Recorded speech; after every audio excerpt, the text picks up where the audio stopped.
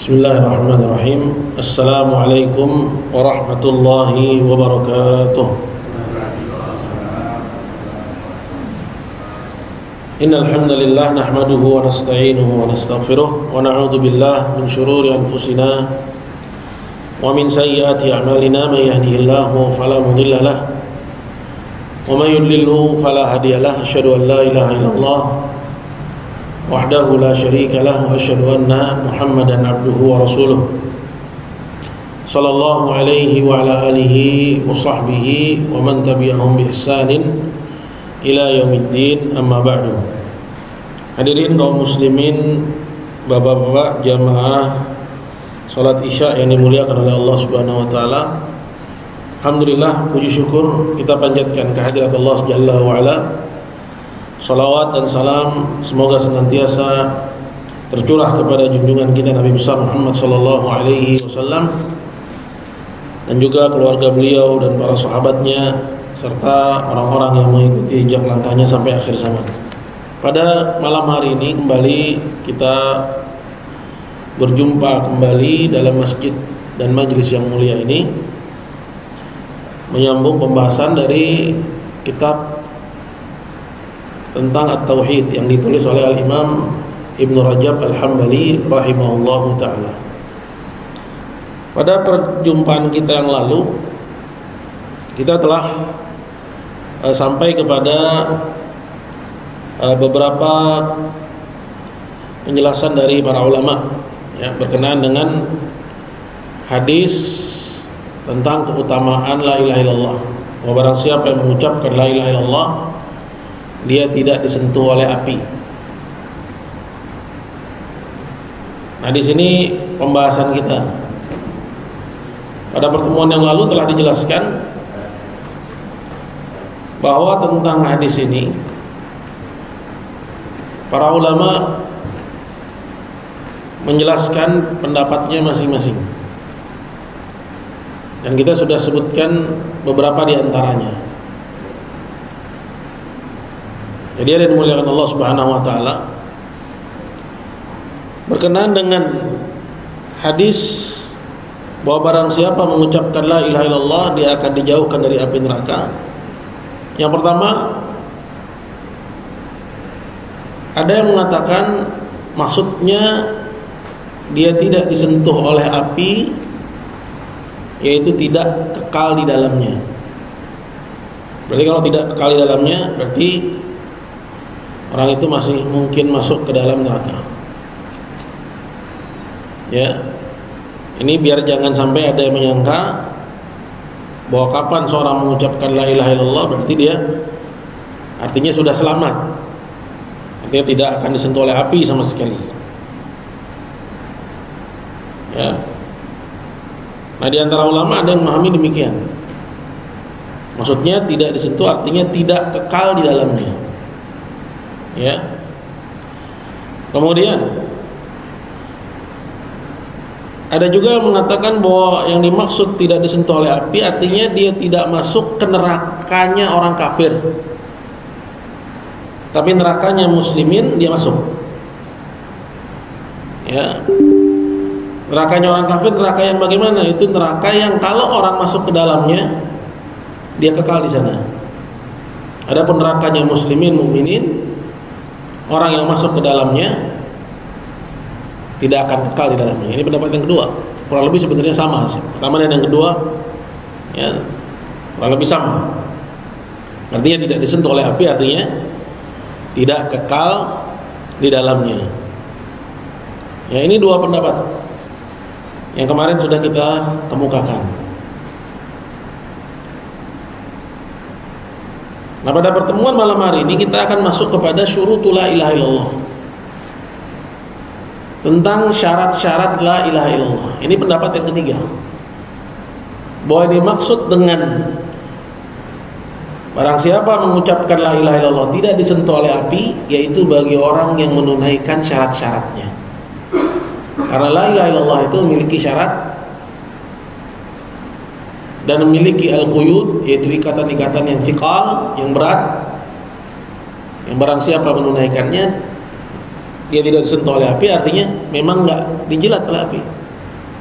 Jadi kalau yang pertama dan yang kedua tidak disentuh oleh api, artinya tidak kekal, tapi kena gitu ya.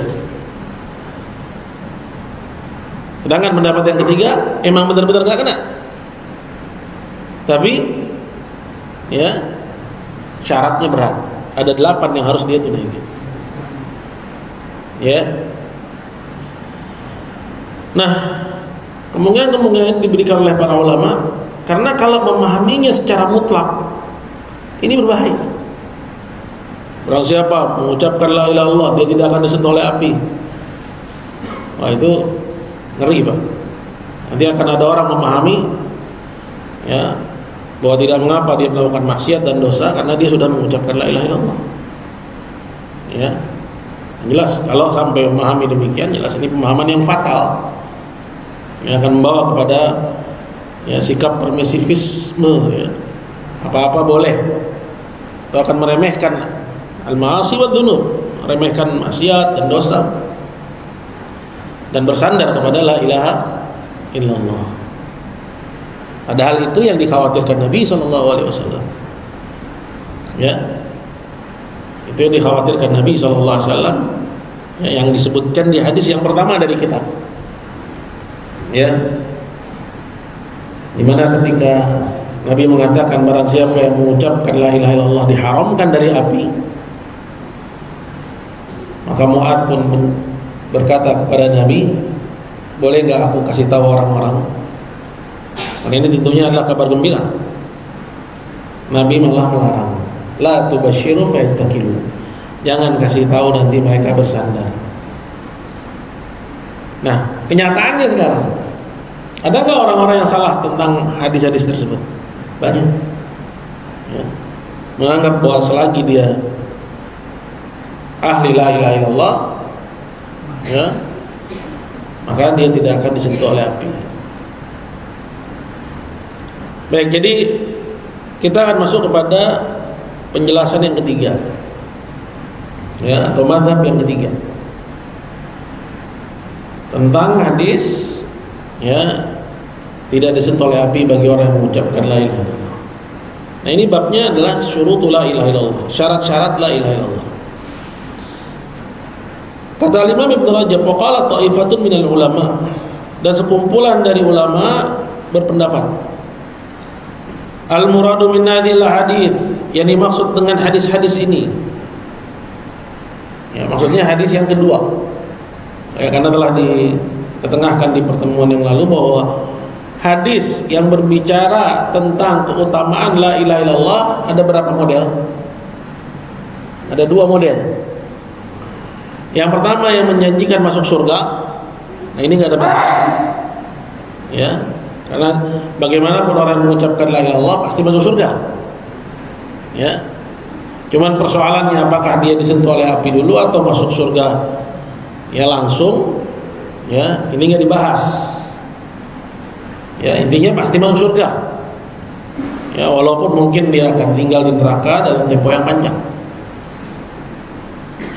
Nah, yang kedua ini yang kita bahas, yaitu hadis-hadis yang menjanjikan bagi orang yang mengucapkan la ilaha illallah bahwa dia tidak disentuh oleh api. Ya, sebagian ulama yang mengartikan bahwa tidak disentuh oleh api artinya tidak kekal di dalamnya. Ya. Yang lainnya mengatakan tidak disentuh oleh api artinya tidak masuk ke nerakanya orang kafir. Ya. Nah, sekarang kita masuk kepada tafsiran yang ketiga. Jelas? Berkata sekumpulan dari ulama, al-muradu min hadhil hadits, yang dimaksud dari hadis-hadis ini itu adalah anna la ilaha illallah sababun lidukhulil jannah, bahwa la ilaha illallah merupakan sebab masuk surga, wan najati minan nar, dan selamat dari api atau dari neraka, wa muqtadin lidzalik, dan konsekuensi dari mengucapkannya seorang masuk surga dan selamat dari neraka. Walakin al-muqtadi la ya'mal amalahu illa bi istijma'i syurutihi. Akan tapi konsekuensi itu tidak akan berfungsi kecuali apabila syarat-syaratnya terpenuhi. Ya, artinya nggak hanya seorang mengucapkannya, tapi ada syarat-syarat yang harus terpenuhi. Qala wattifai mawani'ihi, dan sampai penghalang-penghalangnya tidak didapati. Jadi tawaffur syurut wa intifaul mawani', syaratnya terpenuhi, tidak ada satupun dari penghalang-penghalangnya. Contoh misalnya, anak kecil yang belum lulus SD nggak bisa masuk SMP, betul? Maka syaratnya harus lulus SD. Walaupun dia daftar nggak akan diterima. Kenapa? Karena syaratnya nggak terpenuhi. Nah begitu juga dalam hal ini. Untuk mendapatkan keberuntungan dari la ilaha illallah itu ada syarat dan ada penghalang. Syaratnya harus dia penuhi, dan tidak boleh ada satupun faktor yang menghalangi dari dia meraihnya.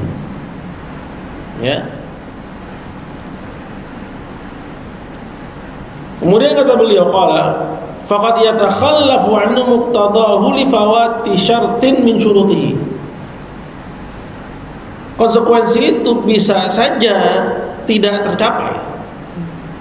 Artinya masuk surga dan dijauhkan dari api tidak tercapai. Kenapa? Li fawati syartin min syurutihi, karena ada syarat yang enggak terpenuhi. Au li wujudi mani', atau ada faktor yang menghalangi. Seperti misalnya mau jadi presiden nggak boleh napi. Ternyata misalnya dia mantan napi, berarti ada penghalang.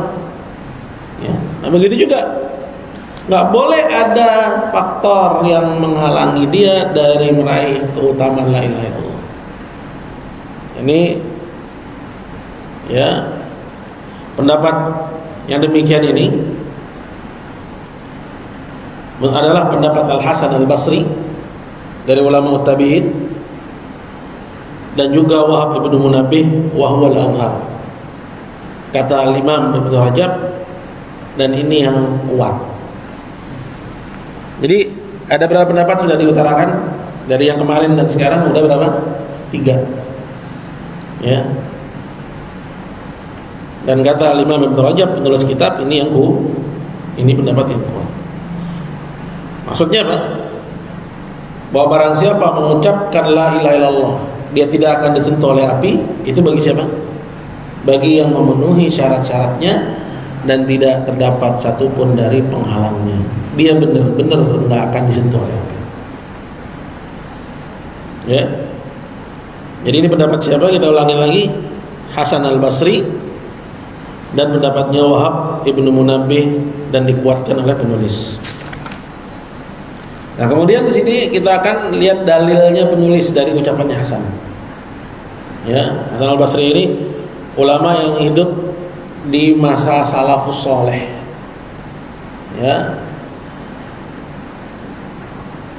Di kurun kedua atau ketiga Hijriyah. Wa qala al-Hasan lil Farazdaq wa huwa yadfinu imra'atah. Satu hari Hasan berkata kepada Farazdaq. Farazdaq ini adalah seorang penyair dari penyair-penyairnya Bani Umayyah.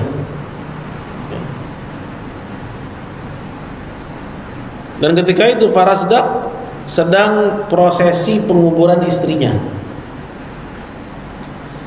Kata Hasan kepada Farazdaq, ma'adatta li hadzal yaum, apa yang kamu persiapkan untuk hari ini? Maksudnya untuk hari nanti kamu dikubur seperti istrimu. Kemudian kata Farazdaq, syahadatu an la ilaha illallah mundu 70 sana. Yang aku persiapkan adalah syahadat la ilaha illallah sejak 70 tahun yang lampau. Kemudian Hasan menimpali, na'am, bagus. Inna lillahi la ilaha illallah syurutan, tapi la ilaha illallah itu punya syarat-syaratnya. Fa iyyaka wa qadful muhsanah, hati-hati dari menuduh wanita baik-baik berzina. Nah, perhatikan ada yang dimuliakan Allah Subhanahu wa taala. Menuduh wanita baik-baik berzina ini apa hukumnya? Maksiat dan termasuk dari dosa besar. Ya. Artinya apa? Artinya seorang yang mengucapkan la ilaha illallah untuk meraih keutamaan yang dijanjikan padanya, itu harus meninggalkan maksiat dan dosa. Ya, dia harus meninggalkan kemaksiatan dan dosa. Ya. Dan begitu juga bahwa kalimat la ilaha illallah yang kita ucapkan dia sama sekali bukan pembenaran untuk seseorang menggampang-gampangkan maksiat dan dosa. Yang penting kan saya muslim, yang penting saya nggak syirik, kemudian itu dijadikan dalih untuk meremehkan melakukan kemaksiatan dan dosa.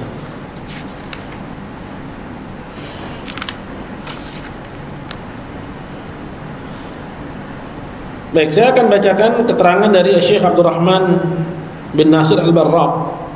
Beliau ini termasuk murid seniornya Syekh Ibnu Utsaimin rahimahullahu taala. Ya.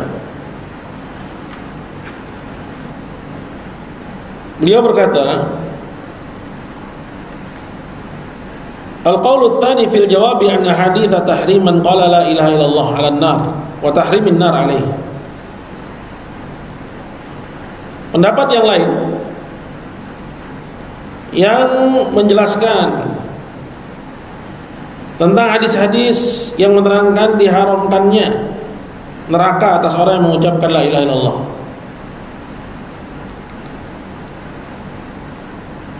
Kata beliau, qala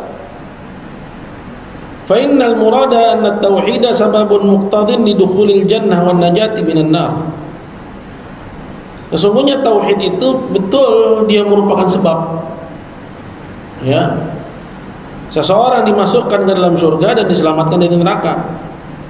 Wa kullu sababin syar'iyyin aw kauniyyin fa innahu yatawaqqaf ta'thiruhu wa 'usulu muqtadahu ala wujudi syuruti wa intifa'il mawani'.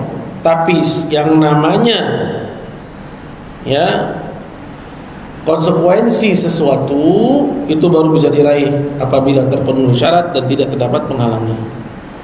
Famata fuqida syarat, kapan syaratnya tidak terpenuhi, au wujidal mani', atau penghalangnya justru didapatkan, lam ya'malis sabab amalahu, maka sebab itu tidak berfungsi sebagaimana peruntukannya. Ya. Walam yatahaqqaq muqtadahu, dan konsekuensinya tidak bisa diraih. Wa dzakara al-muallif rahimahullah anna hadza huwa sahih, dan penulis maksudnya Ibnu Rajab menyebutkan bahwa inilah pendapat yang benar. Kesimpulannya apa? Kesimpulannya bahwa pada pendapat yang ketiga ini, ya, kita dapati untuk seseorang selamat dari api dia harus memenuhi syarat-syaratnya. Oke, kemudian kalau tadi dalilnya dari Hasan yang bilang kepada Farazdak untuk dia meninggalkan kemaksiatan, yang berikutnya juga masih dari Hasan. Ya, Hasan al-Basri ini ulama dari kalangan ulama tabi'in. Qala wa ruwiya anhu annahu qala lil Farazdak, dan juga diriwayatkan dari Hasan bahwasanya ia berkata kepada Farazdak, hadzal amud fa aina tunnab. Ya. Jadi Al-Hasan ini mengibaratkan la ilaha illallah itu seperti kemah. Ya. Di mana kemah itu butuh, ya, tali temalinya untuk mengikat, ya, tiang-tiangnya. Kata Al-Hasan kepada Al-Farasdak, hadzal amud, ini adalah tiang-tiangnya, fa aina tunnab, mana talinya? Artinya kalau syarat-syaratnya tidak terpenuhi, kemah tidak akan berdiri. Ya. Wa qila lil Hasan, dan juga dikatakan kepada Hasan, maksudnya Hasan Al-Basri, inna nasan yaquluna man qala la ilaha illallah dakhala al-jannah. Orang-orang mengatakan barang siapa mengucapkan la ilaha illallah dia akan masuk surga. Faqala man qala la ilaha illallah, lalu Hasan pun menimpali, barang siapa mengucapkan la ilaha illallah fa adda haqqaha wa faradaha dakhala al-jannah. Barang siapa mengucapkan la ilaha illallah dan dia menunaikan hak dan kewajibannya, baru dia akan masuk surga. Jadi bukan sekedar mengucapkan. Wa qala Wahab ibn Munabbih liman sa'alah. Nah, tadi disebutkan bahwa ini pendapat, di samping pendapat Hasan juga pendapatnya Wahab. Ya, di sini Imam Ibn Rajab membawakan qaulnya atau perkataannya Wahab. Wahab ibn Munabbih berkata kepada orang yang bertanya kepadanya, "Alaisa la ilaha illallah miftahul jannah?" Bukankah la ilaha illallah itu kuncinya surga? Ya. Kita sering dengar, ya. Misalnya banyak diulang-ulang di pengajian ibu-ibu, saya nggak tahu di sini. Kalau dulu di tempat saya gitu. Ya. Didendangkan gitu kan. La ilaha illallah miftahul jannah gitu kan. La ilaha illallah. Pernah dengar, Pak? Ya. Kuncinya surga itu apa? La ilaha illallah. Betul. Ya. Ditanyakan kepada Wahab, bukankah la ilaha illallah itu kuncinya surga? Qala bala. Kata Wahab, betul. La ilaha illallah itu adalah kuncinya surga. Walakin ma min miftahin illa walahu asnan. Tapi semua kunci itu ada geriginya. Fa in ji'ta bi miftahin lahu asnan futihalak. Kalau kamu bawa kunci yang geriginya cocok, maka surga terbuka untukmu. Wa illa lam yuftah lak. Kalau enggak cocok, maka surga tidak terbuka untukmu. Nah, geriginya itu apa? Itulah syurutul la ilaha, syarat-syarat la ilaha illallah. Ya. Simbolannya. Ya, berarti kalau mau dijauhkan dari api, maka harus mendatangkan syarat-syarat la ilaha illallah. Oke, di sini saya akan bacakan apa yang dimaksud dengan syarat-syarat la ilaha illallah. Ya, dari keterangan ya muhakkik, yaitu peneliti dari kitab laqad ajada al-hafidz Ahmad Hakami rahimahullah fi nazmi iddati abyat jama'a fiha syurut kalimat tauhid. Hafidz Ahmad Hakami, ya, ini dikenal dengan Hafidz Hakami. Ini seorang alim dari ulama Saudi Arabia di daerah ya selatan Saudi. Dia guru dari guru kami Syekh Ahmad bin Yahya An-Najmi dan juga Syekh Zaid ya Al-Madkhali. Ya, wafat di usia 35 tahun, masih muda. Cuman karyanya luar biasa.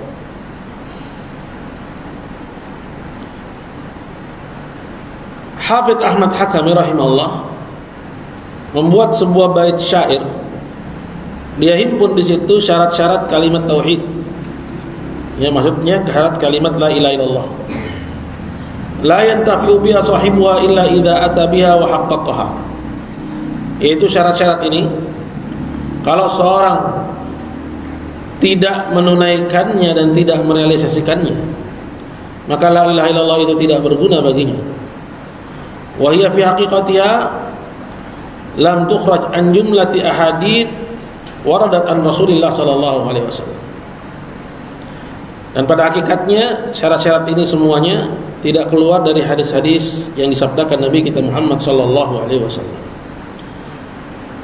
Berkata beliau, qala wa bi syuruti sab'atin qad quyyidat wa fi nususil wahyi haqqan waradat fa innahu lam yantafi' qailuha bin nutqi illa haitsu yastakmiluha al-ilmu wal yaqinu wal qabulu wal inqiyadu fadri ma aqulu wasidqu wal ikhlasu wal mahabbah waffaqaqallahu lima ahabbah, yang artinya dengan 7 syarat telah diikat berdasarkan nas dari wahyu secara benar diriwayatkan. Sesungguhnya tidak berguna orang yang mengucapkannya, yaitu mengucapkan la ilaha illallah, ya, bin nutqi illa haitsu yastakmiluha, hanya dengan melafalkannya sampai dia menyempurnakan syarat-syaratnya. Ini jadi di sini disebutkan ada berapa syarat? 7 syarat. Al-ilmu wal yaqinu wal qabulu, ilmu, kedua yakin, yang ketiga al-qabul, yang qabul itu menerima. Wal inqiyadu, yang keempat adalah ketundukan. Fadri ma aqulu, maka perhatikanlah apa yang aku ucapkan. Wasidqu wal ikhlasu wal mahabbah.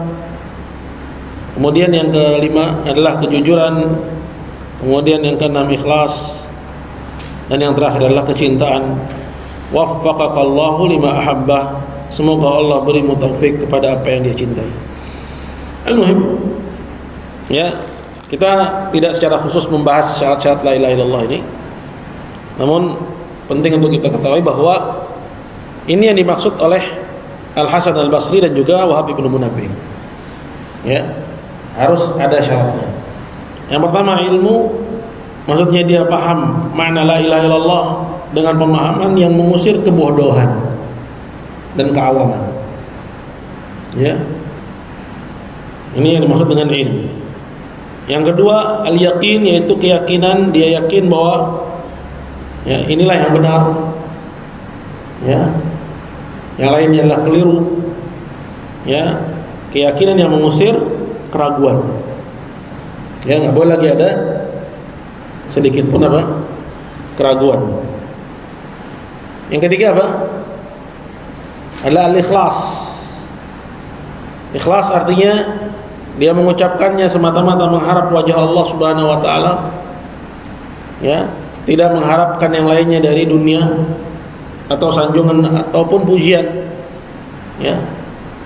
Yani ikhlas yang mengusir kesyirikan. Lawan dari ikhlas itu apa? Kesyirikan.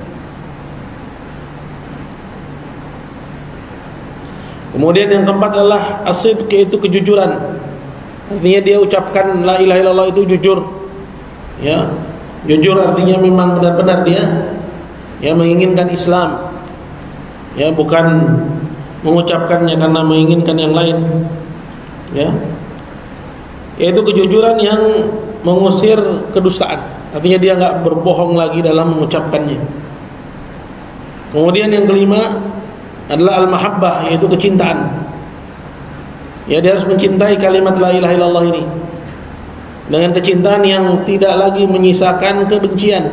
Artinya nggak boleh lagi ada dalam dadanya sedikit pun kebencian kepada la ilaha illallah, ya, kepada al-Islam. Kemudian yang keenam adalah al-inqiyad, yaitu ketundukan. Ya, tunduk terhadap konsekuensi yang terkandung dalam la ilaha illallah. Karena la ilaha illallah mengandung konsekuensi untuk beribadah kepada Allah dan meninggalkan ibadah kepada selain Allah, yaitu ketundukan yang mengusir pembangkangan. Artinya dia nggak lagi membangkang terhadap konsekuensi yang terkandung pada kalimat la ilaha illallah. Kemudian yang ketujuh adalah al-qabul, yaitu menerima kandungan yang terdapat dalam kalimat yang agung ini, ya, berupa ketundukan, kepasrahan, ya, untuk seorang hanya menghamba kepada Allah dan tidak menyekutukan Allah Subhanahu wa taala dengan satu apapun dalam peribadahan. Artinya dia menerima, ya, konsekuensi dari apa yang dikandung pada kalimat la ilaha illallah ini, yaitu penerimaan yang mengusir penolakan. Lihat ya, ini kita sebutin ilmu yang mengusir kebodohan. Jadi kita sebutin juga lawannya. Ya, kemudian apa? Yakin yang mengusir keraguan. Jadi kalau masih ragu belum yakin. Kalau masih mengatakan saya nggak yakin ya bahwa hanya Islam yang benar, bisa aja agama lain benar. Ini belum muslim dia. Kemudian yang ketiga apa? Ikhlas yang mengusir kesyirikan. Kemudian kejujuran yang mengusir kedustaan. Kecintaan yang mengusir kebencian. Kemudian ketundukan yang mengusir pembangkangan, dan penerimaan yang mengusir ya penolakan. Ya. Maka ketujuh hal ini harus terdapat pada diri seseorang. Lawannya nggak boleh ada. Jadi tawaffurus syurut, syaratnya terpenuhi, penghalangnya nggak ada. Nah, kalau seorang mengucapkan la ilaha illallah, dia penuhi ketujuh perkara ini, maka berlaku padanya hadis, barang siapa yang mengucapkan la ilaha illallah, ya, diharamkan dari api. Ya, diharamkan dari api neraka. Oke. Ini ya tentang syurutul la ilaha illallah. Nah, Hafidz Hakami menambahkan syarat yang ke-8. Nah, ini juga berdasarkan hadis. Apa syarat yang ke-8? Anda mengucapkan la ilaha harus juga diiringi dengan ya berlepas diri dari semua peribadatan kepada selain Allah Subhanahu wa taala. Yang dikenal dengan bara'ah, yaitu ya anti loyalitas. Jadi ada loyalitas, kesetiaan, ada anti loyalitas. Anda harus berlepas diri dari apapun yang disembah selain Allah Subhanahu wa taala. Dari apapun yang disembah dari selain Allah Subhanahu wa taala. Ini disebutkan oleh Hafidz Hakami, wazida thaminu hal kufrani min kabima siwal ilah minal asya'i qad uliha. Dan ditambah syarat yang ke-8, yaitu kufur, maksudnya harus ingkar ya terhadap apa? Ya, siwal ilah minal asya'i qad uliha, dari apapun yang disembah selain Allah Subhanahu wa taala.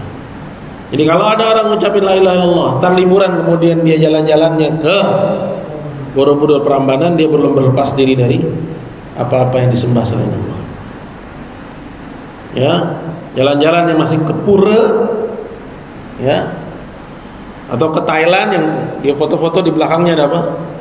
Ada patung gede itu. Mana nggak tahu di Thailand apa di Malaysia itu, di Malaysia ya. Ya. Sian dengan muslim pakai jilbab, dia foto-foto selfie belakangnya patung. Ya, disembah samping Allah Subhanahu wa taala, maka orang itu belum berlepas diri dari apa-apa yang disembah selain Allah. Belum memenuhi syarat la ilaha illallah. Ya. Baik. Kita lanjut ya. Kemudian berkata Al-Imam Ibn Rajab, wa hadzal hadis ini, inna miftahul jannah la ilaha illallah, sesungguhnya kunci surga itu adalah la ilaha illallah, kharrajahu Imam Ahmad bi isnadin munqati'. Hadisnya diriwayatkan oleh Imam Ahmad dengan sanad yang terputus. Ya, maksudnya hadisnya dhaif. Ya, tapi maknanya sahih. Ya, dia secara makna sahih bahwa surga tidak dibuka kecuali untuk ya orang yang beriman, ya orang yang mati di atas tauhid, ya di atas al-iman. Namun seperti tadi dijelaskan bahwa yang namanya kunci itu pasti ada geriginya, dan geriginya itulah syarat-syarat la ilaha illallah. Kemudian beliau juga berkata, qala wa an Mu'adzin, dan diriwayatkan dari Mu'adz, maksudnya sahabat Mu'adz bin Jabal radhiyallahu anhu, qala li Rasulullah berkata kepadaku, idza sa'alaka ahlul Yaman an miftahil jannah, apabila ada penduduk Yaman bertanya kepada engkau tentang kunci surga, faqul, maka katakanlah kunci surga itu adalah syahadatu alla ilaha illallah. Nah, hadis ini diriwayatkan oleh Al-Khatib Al-Baghdadi dalam tarikhnya, ya. dan juga oleh Ibnu Asakir dan juga Ibnu Hajar dalam Fathul Bari. Ya.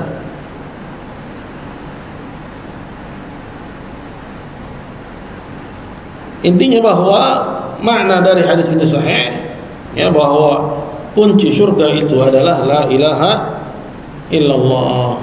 Ya, namun harus datang dengan membawa kunci yang sesuai. Ya, jangan sampai salah bawa kunci. Ntar antum datang pintunya nggak mau terbuka. Ya, udah nggak bisa balik lagi ke dunia. Ya, sallallahu alaihi wasallam. Kemudian berkata penulis, qala wa yadullu ala sihhati hadzal qaul. Ya, jadi Al-Imam Ibnu Rajab di sini masih dalam rangka membela pendapat ketiga ini. Jadi dibawain riwayat-riwayatnya. Tadi yang pertama, ya, dibawakan riwayat dari, ya, Imam Ahmad. Ya, dibawakan juga, ya, riwayat dari Mu'adz bin Jabal. Kemudian beliau berargumen selanjutnya, wa yadullu ala sihhati hadzal qaul, dan juga yang menjadi penguat akan benarnya pendapat ini, anna Nabiy sallallahu alaihi wasallam rattaba dukhulal jannah 'ala al-a'mal as-salihah fi katsirin minan nusus. Ini penting. Bahwa Nabi sallallahu alaihi wasallam menjelaskan masuknya surga, masuknya seseorang ke surga itu tergantung kepada amalan soleh yang dia kerjakan, dan itu disebutkan pada banyak nas.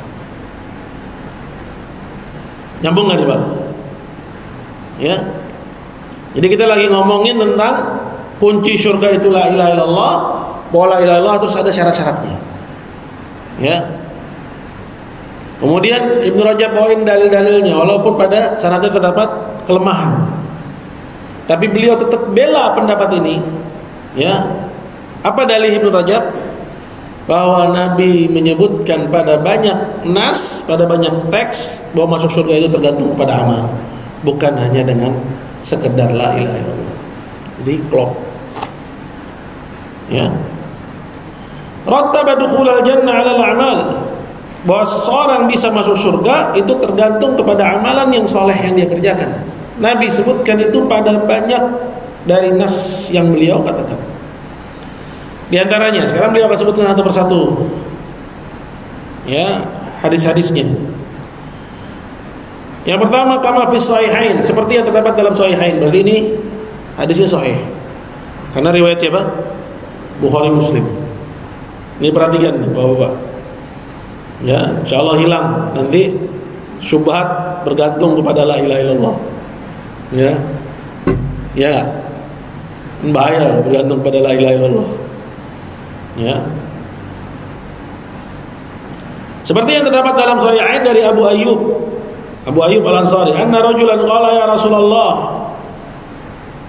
Diriwayatkan dari Abu Ayyub, ada seorang lelaki yang dia bilang kepada Nabi, wahai Rasulullah, akhbirni bi'amalin yudkhilunil jannah. Beritahukan kepadaku tentang amalan apa yang bisa mengantarkanku ke surga. Qala, kata Nabi, ta'budullah, beribadahlah kamu kepada Allah, wala tusyriku bi syai'an, dan jangan kamu menyekutukannya dengan satu apapun. Ya, berarti meninggalkan kesyirikan. Wa tuqimus shalat, harus salat. Ya, tanpa salat enggak bisa masuk surga. Wa tuqimus shalat wa tu'tiyaz zakata wa tasilur rahim. Kerjakan salat, tegakkan salat, tunaikan zakat, dan sambung tali silaturahim. Ya, Nabi menjawab sesuai pertanyaan. Ya, Nabi bukan orang bodoh. Amalan apa yang bisa masukkan aku ke surga? Nabi menyebut, apa cukup dengan la ilaha illallah? La ilaha illallah salah satunya. Tapi setelah la ilaha illallah ada, Anda harus ngerjain salat. Berarti ada amalan yang harus dilakukan. Anda harus menunaikan zakat. Anda juga harus menyambung tali silaturahim. Ini dalil yang pertama. Ya, ini ngeri Pak. Ya. Yang kedua, kalau fi sahih Muslim, Dalil yang kedua terdapat dalam Sahih Muslim dari Abu Hurairah. Ya. Abdurrahman bin Sakhr. Anna rajulan qala, bahwa ada seorang lelaki bilang, ya Rasulullah, wahai Rasulullah, dullani ala amalin, tunjuki aku suatu amalan. Ya. Idza amiltuhu, kalau aku kerjakan dakhaltul jannah, aku akan masuk surga. Lalu Nabi menjawab, ta'budullaha la tusyriku bihi syai'an, beribadahlah kepada Allah. Jadi ada ibadah yang dikerjain. Ya. Wala tusyriku bihi syai'an, dan jangan menyekutukan dia dengan sesuatu apapun. Ada satu persoalan yang nggak boleh Anda sentuh dan Anda dekati. Apa itu? Kesyirikan. Jadi ada ibadah yang Anda kerjain untuk menunaikan konsekuensi tauhid tadi, dan ada satu pintu terlarang yang Anda nggak boleh dekati dan masuki. Itu apa? Kesyirikan. Kemudian cukup sampai situ? Belum. Kata Nabi, qala wa tuqimus salatal maktubah, dan kerjakanlah salat yang 5 waktu. Wa tutiyaz zakatal mafruḍah, dan tunaikanlah zakat yang wajib. Wa tasuma Ramadan, dan kerjakanlah puasa Ramadan. Faqala ar-rajul, lalu orang itu pun bilang kepada Rasulullah, walladzi nafsi biyadih, sungguh demi zat yang jiwaku ada di tangannya. Maksudnya sungguh demi Allah, la azidu ala hadza syai'an wala anqusu min, aku enggak akan tambah dari apa yang kau bilang, dan aku tidak akan kurangi. Lalu Nabi pun berkata, man sarrahu an yanzura ila rajulin min ahli jannah falyanzur ila hadza, barang siapa yang ingin melihat kepada lelaki penghuni surga, maka lihat kepada orang ini. Syahid yang dimaukan dari hadis ini apa? Bahwa Nabi tidak mencukupkan dengan talaffuz melafalkan syahadat la ilaha illallah. Nah, ini perlu terus ditanamkan ini, ya, biar orang-orang itu apa? Berlomba-lomba untuk beramal, bukan berlomba-lomba untuk bergantung kepada la ilaha illallah.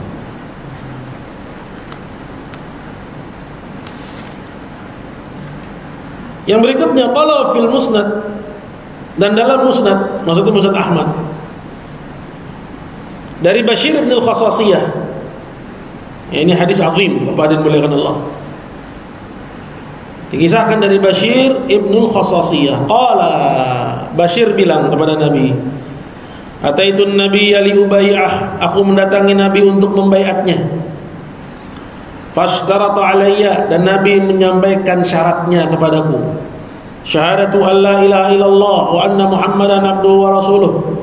Aku disuruh bersaksi dengan la ilaha illallah, dan bersaksi bahwa Muhammad adalah hamba dan utusannya. Wa an nuqimas salat, dan agar aku menegakkan salat. Wa an nutiyaz zakat, dan agar aku menunaikan zakat. Wa an hujjah hajjatal Islam, dan agar aku menunaikan haji Islam. Wa an nasuma Ramadan, dan agar aku berpuasa di bulan Ramadan. Wa an ujahida fi sabilillah, dan agar aku berjihad di jalan Allah. Ya, jadi Nabi kasih syarat banyak.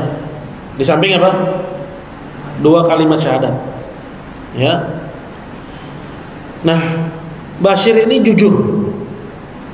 Ya. Maka apa yang dia rasa keberatan dia sampaikan sama Nabi. Faqultu, maka aku bilang, ya Rasulullah, ammat nataini fa wallahi la utiquhuma. Yang 2 aku enggak sanggup.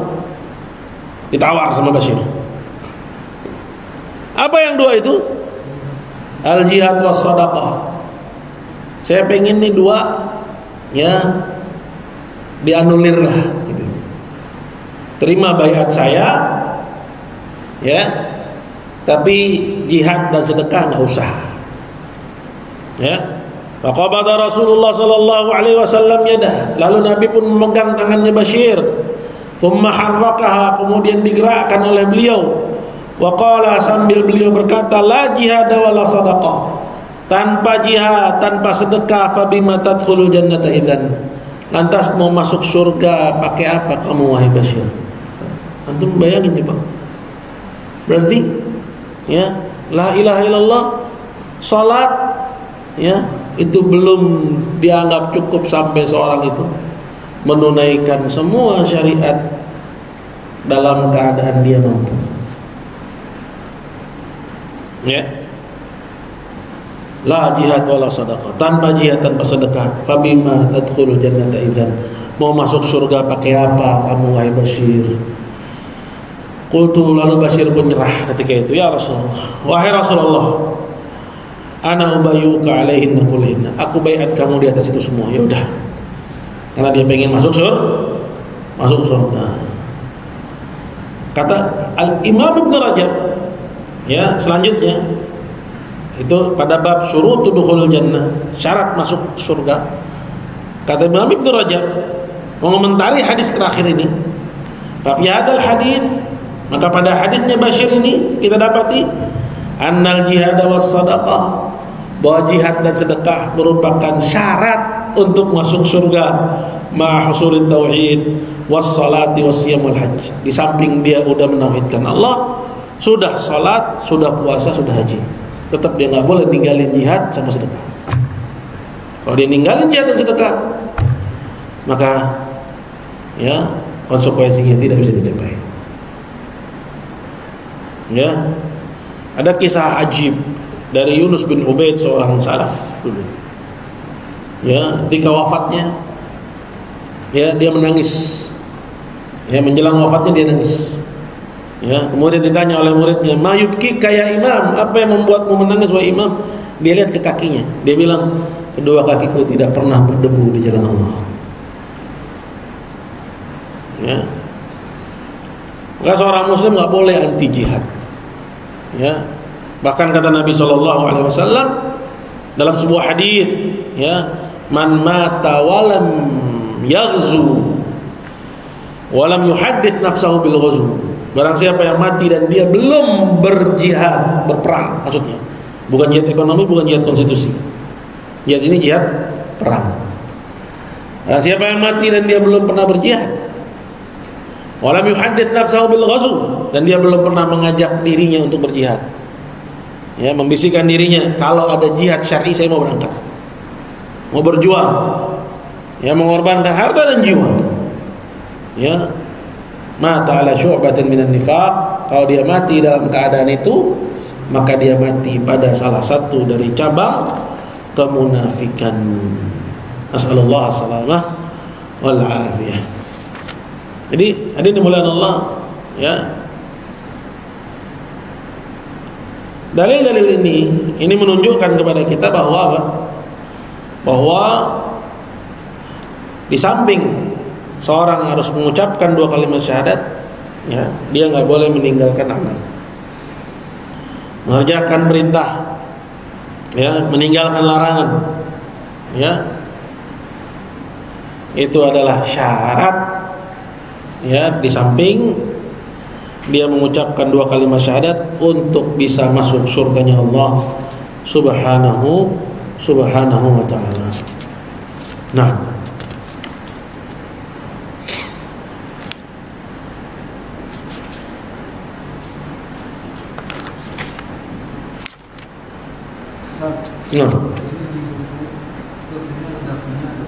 gimana coba? Yang tadi saya hari yang mengatakan beribadah kepada Allah, dan kamu di sini kamu sekutukan dia dengan suatu apapun, jadi tidak ada jangan.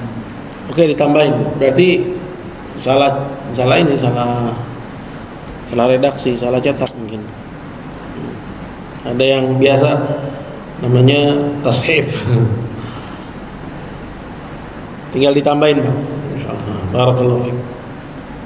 Baik, ada pertanyaan?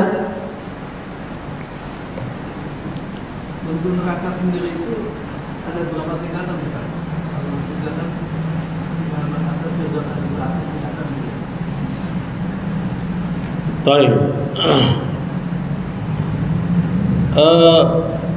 Allahu alam tentang tingkatan neraka, tapi ada beberapa riwayat, ya, atau bahkan ayat yang menjelaskan bahwa memang neraka itu tidak satu tabaqah, tidak satu tingkatan.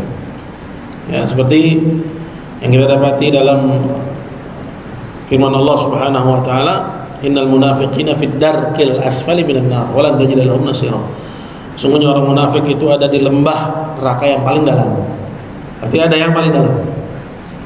Ya, ada juga ya neraka orang kafir, namun yang paling atas. Ini kita dapati pada kisahnya ya Abu Thalib. Ya, Abu Thalib ini paman Nabi SAW yang dia mati sebagai orang kafir. Ya, tidak sempat beriman dengan Nabi Muhammad SAW. Nabi sangat ingin agar Abu Thalib itu mengucapkan 2 kalimat syahadat. Cuman pada akhir hayatnya dia nggak sampai mengucapkan. Disebutkan dalam riwayat Al-Bukhari, wa kana ala millati Abdul Muttalib. Dia masuk, ya dia meninggal dunia tetap usia di atas agamanya Abdul Muttalib, maksudnya agama musyrikin. Nah, ketika Abu Thalib mati sebagai orang kafir, Nabi sedih tentunya, karena pamannya dan juga orang yang sangat membela dan membantu dakwah Nabi SAW. Maka ketika itu Nabi SAW berkata, ya, la astaghfiranna lak ma lam unhan. Aku akan mintakan ya untukmu ampunan selagi tidak dilarang. Tapi turun larangan dari Allah Subhanahu wa taala. Ya, maka lil mu'minina yastaghfiru lil musyrikin. Tidaklah boleh bagi orang yang beriman untuk memohonkan ampun kepada orang ya kafir. Ya, jadi dalam Islam ya nggak boleh kita mendoakan ampunan untuk orang yang mati dalam keadaan kafir kepada Allah Subhanahu wa taala. Cuman ya syafaatnya Nabi kepada pamannya ini diterima oleh Allah. Ini khusus.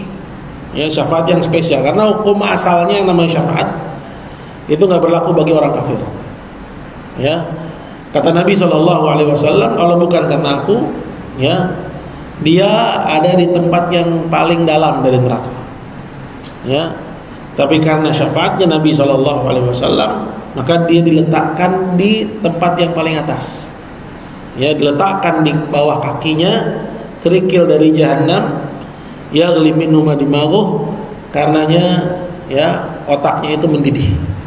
Ya, dia menyangka bahwa dirinya adalah orang yang paling keras azabnya, padahal dia adalah orang yang paling ringan azabnya. Ya, dari sini kita mengetahui bahwa neraka itu nggak sama, ya. Dan di atas itu ada nerakanya mukminin seperti yang tadi disebutkan. Ya, ada neraka di mana orang mukmin masuk ke dalamnya, tapi dia bukan neraka yang kalau orang masuk ke dalamnya dia jadi kekal. Ya, ini neraka khusus untuk orang yang beriman. Ya, nah, neraka itu di mana, Pak? Di mana neraka? Dasar bumi, iya, betul. Ya, ya ardis sabiatis sufla. Ya, disebut ya di dasar bumi yang paling ya bawah. Ya. Nah, cuma nanti ya di hari akhir ya itu Allah Subhanahu wa taala akan angkat. Seperti yang Allah firman dalam Al-Qur'an, wa burrizatil jahimu, ya. Dan pada hari kiamat neraka jahanam itu akan burrizat ai udhirat, akan ditampakkan, diangkat. Ya, seperti yang disebutkan dalam ya Al-Qur'an juga, begitu juga dalam hadis, ya. Dalam Al-Qur'an kata Allah, waji'a yauma idzin di jahannam, pada hari itu akan didatangkan neraka jahanam, didatangkan neraka jahanam. Ya, dalam hadis ya yu'ta bi jahannam walaha sab'una alfa zimam, akan didatangkan neraka jahanam dan dia memiliki 70.000 tali kekang. Wa ma'a kulli zimamin sab'una alfa malakin yajrunaha, setiap satu tali kekang ditarik oleh 70.000 malaikat. Jadi yang tadinya sekarang nggak kelihatan, nanti dia ya di hari kiamat itu ditarik oleh Allah. Ya. Dibawa, ya diseret oleh malaikat sehingga akhirnya kelihatan. Ya. Begitu juga laut yang ya merupakan ya bagian terbesar dari planet bumi, ya itu Allah Azza wa Jalla panaskan. Jadi ya neraka itu dasar bumi yang paling dalam. Dasar bumi yang paling dalam. Ya. Wallahu taala a'lam. Ya. Baik, ada lagi?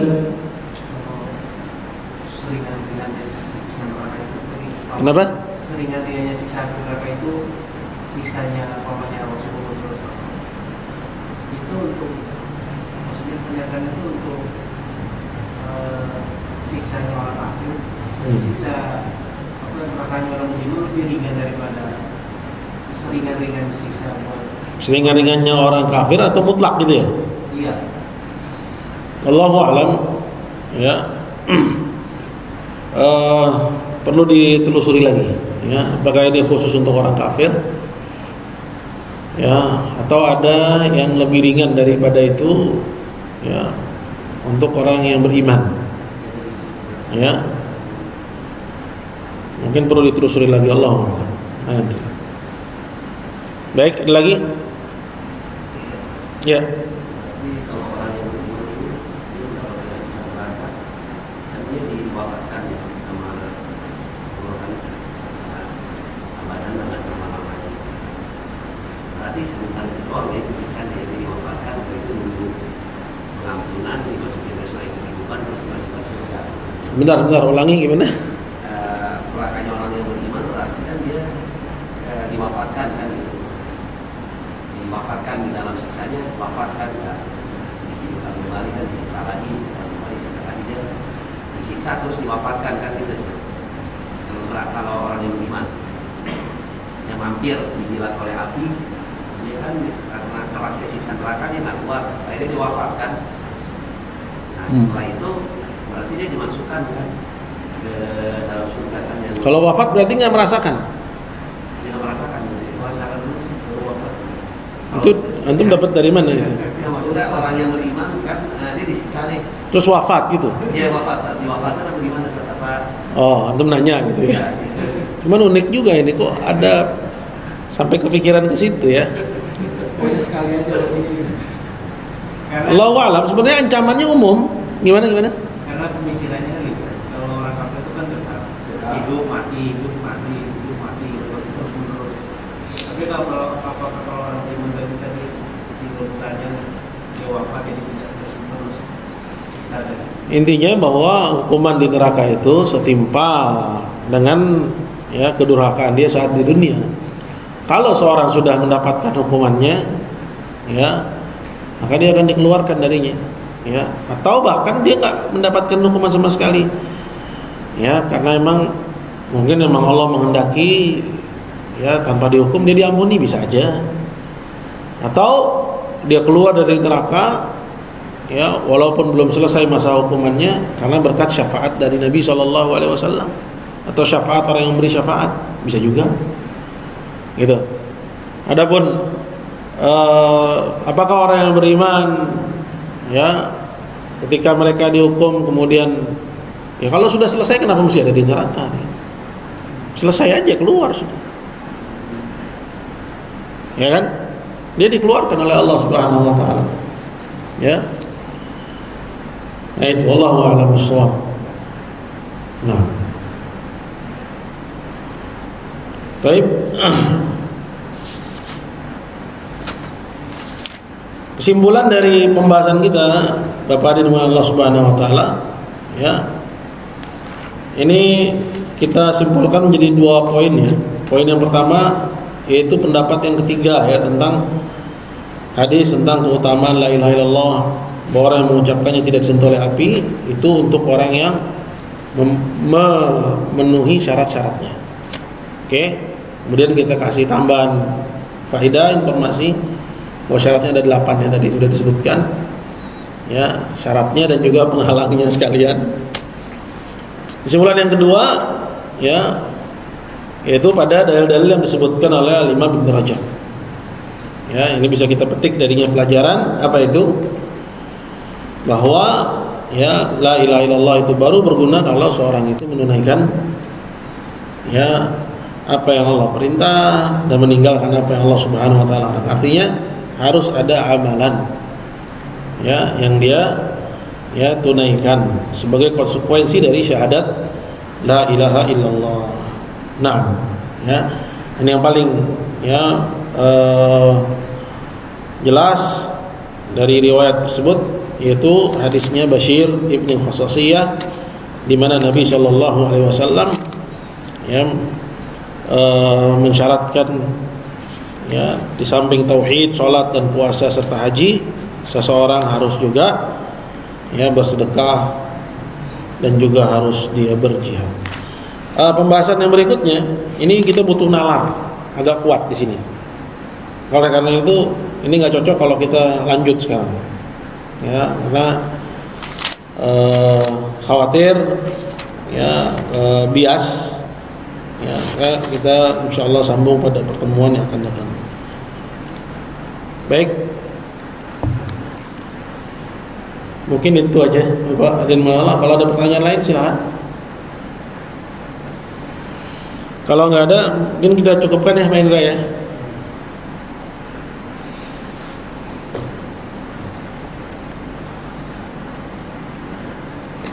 Barakallahu fikum. Alhamdulillah, jamaah sekalian dimuliakan Allah Subhanahu wa taala, ini yang bisa ya saya sampaikan, semoga ada manfaatnya. Kita akhiri, subhanakallahumma wa bihamdik, asyhadu an la ilaha illa anta, astaghfiruka wa atubu ilaik. Assalamualaikum warahmatullahi wabarakatuh.